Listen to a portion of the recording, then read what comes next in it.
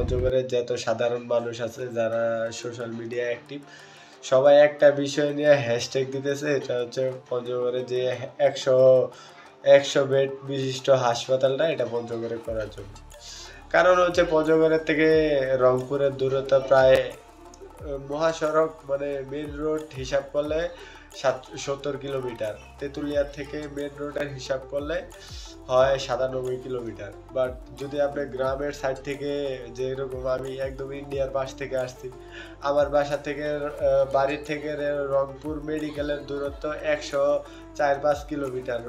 তেঁতুলিয়ার যদি এরকম কোনো গ্রামের সাইড থেকে একদম বর্ডারের পাশের মানুষের যাদের বাড়ি আছে এগুলোর বাড়ির থেকে রংপুর মেডিকেলের দূরত্ব প্রায় সেম 112-13 কিলোমিটার। তারপরে নীলফামারীতেও যদি আমরা আসি তাও প্রায় 60-70 কিলোমিটার, ওই তেঁতুলিয়ারও প্রায় এরকমই 80-85 কিলোমিটার হবে।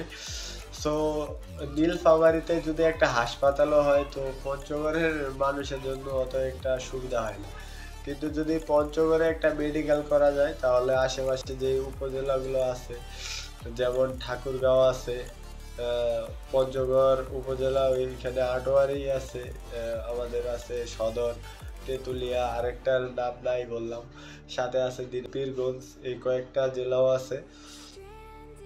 সো পঞ্চগড়ে যদি একটা হাসপাতাল দেওয়া হয়, অ্যাটলিস্ট পঞ্চগড় সদরে না দিলেও যদি ঠাকুরগাঁওয়ে দেওয়া হয়, যারা এই 100 কিলোমিটার 200 কিলোমিটার দূর থেকে ওই রংপুরে যায় বা নীলফামারীতে যাবে তাদের জন্য একটু সুবিধা হয়, মানে আমাদের সবার জন্যই সুবিধা। নীলফামারী থেকে রংপুরের দূরত্ব হচ্ছে 45 কিলোমিটার, 30-45 কিলোমিটার, মানে কাছাকাছি।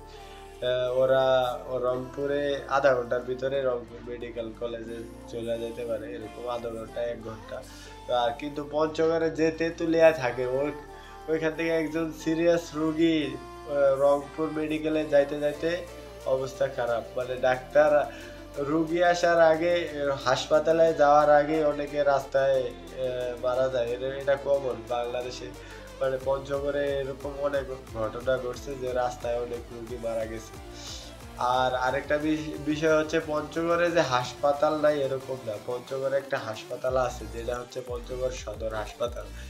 এই যে দেখেন, এই হাসপাতাল বাইরে থেকে দেখতে একটু ভালো লাগলেও ভিতরের অবস্থা ভয়াবহ। একজন যদি সুস্থ মানুষ এই পঞ্চগড় হাসপাতাল সদর হাসপাতালের ভিতর যায়, 3 দিন থাকলে একটা সুস্থ মানুষ অসুস্থ হয়ে যাবে। এটার পরিবেশ এরকম ভয়াবহ। আর চিকিৎসা তো এখানে কি বলবো, চিকিৎসা করতে যাইতে ভয় লাগে হাসপাতালের ভিতরে, পঞ্চগড় হাসপাতালের ভিতরে চিকিৎসা করতে যাইতে ভয় লাগে, এরকম অবস্থা। এই কারণে ক্রিকেটার শরীফুল ইসলাম বা বাদবাকি যারা ওইখানে আছে, সোশ্যাল মিডিয়া অ্যাক্টিভিস্ট আছে যারা পঞ্চগড়ে, সবাই অনলাইনে থাকে, বেশি ফেসবুক ইউটিউব চালায়, সবাই একটা জিনিস চাইতেছে যে পঞ্চগড়ে যাতে একটা হাসপাতাল হয়, যেটা 100 বেডের হাসপাতাল আছে নীলফামারীতে না হয়ে পঞ্চগড়ে হয়। আমি বলবো ওই 100 বেডের হাসপাতালটা যে লাগবে এরকম না, আমাদের পঞ্চগড়ে একটা ভালো হাসপাতাল লাগবে। এটা 100 বেডের না হলেও যদি 50 বেডের হাসপাতাল হয়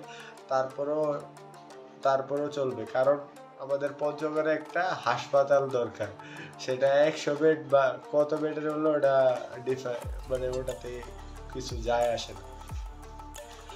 আর আরেকটা কথা বলবো, আমরা পঞ্চগড়ে যারা মানুষ আছে ওরা কিন্তু ফ্রিতে চিকিৎসা করি না।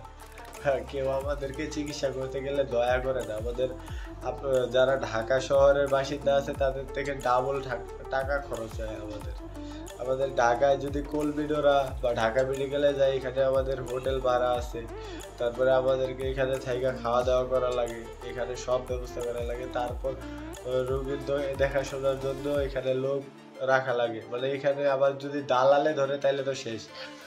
আমরা গরিব হইলেও আমাদেরকে এখানে চিকিৎসা নিতে আসলে ডাবল টাকা খরচ করে তারপরে চিকিৎসা করা লাগে। অনেকে আছে বাংলাদেশ থেকে, মানে এই পঞ্চগড় থেকে কলকাতা যায় চিকিৎসা করায়, কারণ ঢাকা থেকে কলকাতা যায় চিকিৎসা করাইলে টাকা খরচ কম হয়।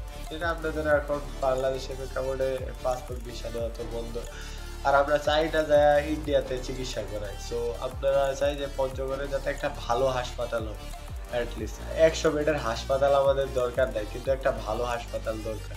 আর যে পঞ্চগড় যে সদর হাসপাতালটা আছে এটার একটু ব্যবস্থাপনা একটু ঠিক করেন, ঠিক আছে? এটার অবস্থা খুবই ভয়াবহ। ধন্যবাদ। আসসালামু আলাইকুম।